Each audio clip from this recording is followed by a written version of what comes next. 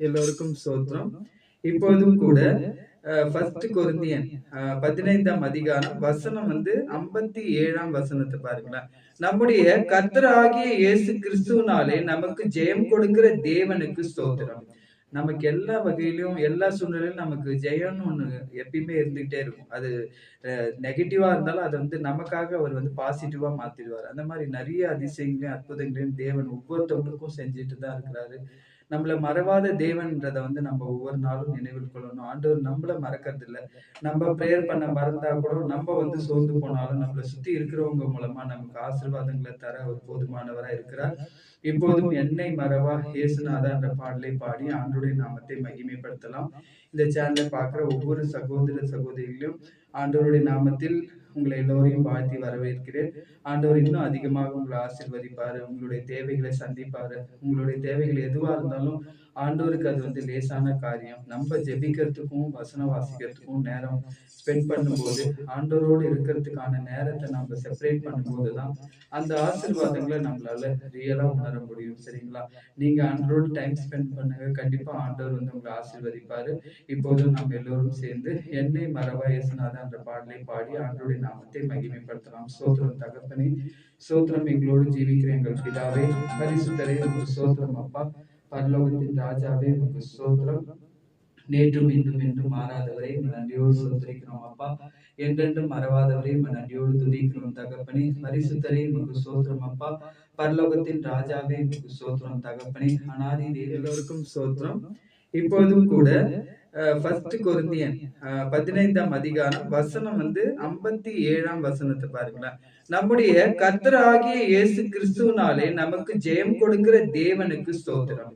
நமக்கு எல்லா வகையிலும் எல்லா சூழ்நிலையிலும் நமக்கு ஜெயம்னு ஒண்ணு எப்பயுமே இருந்துகிட்டே இருக்கும். அது நெகட்டிவா இருந்தாலும் அதை நமக்காக அவர் பாசிட்டிவா மாத்திடுவார். அந்த மாதிரி நிறைய அதிசயங்களையும் அற்புதங்களையும் தேவன் ஒவ்வொருத்தவங்களுக்கும் செஞ்சுட்டு தான் இருக்கிறாரு. நம்மள மறவாத தேவன்றதை நம்ம ஒவ்வொரு நாளும் நினைவில் கொள்ளணும். ஆண்டவர் நம்மள மறக்கிறது இல்லை.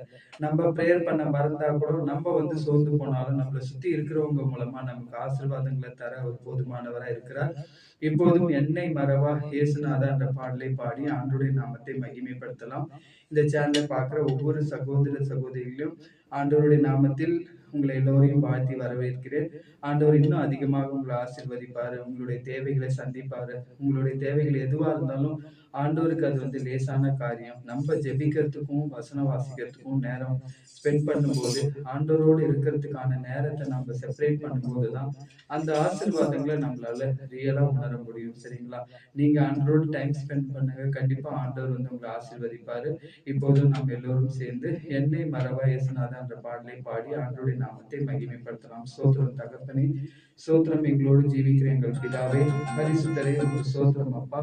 பரலோகத்தின் ராஜாவே உமக்கு ஸ்தோத்திரம். நேற்றும் இன்றும் என்றும் மாறாதவரை நன்றியோடு சோதரிக்கிறோம் அப்பா. என்றென்றும் மறவாதவரை நன்றியோடு துதிக்கிறோம் தகப்பனே. பரிசுத்தரே உமக்கு ஸ்தோத்திரம் அப்பா. பரலோகத்தின் ராஜாவே உமக்கு ஸ்தோத்திரம் தகப்பனே. அனாதி தேவனே உமக்கு ஸ்தோத்திரம் அப்பா. ஆறுதல் தருபவரே உமக்கு ஸ்தோத்திரம் தகப்பனே. நேற்றும் இன்றும் என்றும் மாறாதவரே உமக்கு ஸ்தோத்திரம் தகப்பனே. ஸ்தோத்திரம் அப்பா. ஸ்தோத்திரம் ஸ்தோத்திரம் ஸ்தோத்திரம் ஸ்தோத்திரம் அப்பா. ஸ்தோத்திரம் ஸ்தோத்திரம் ராஜா நன்றி ராஜா நன்றி தகப்பனே. நன்றி எங்களோடு ஜீவிக்கிற பிதாவே,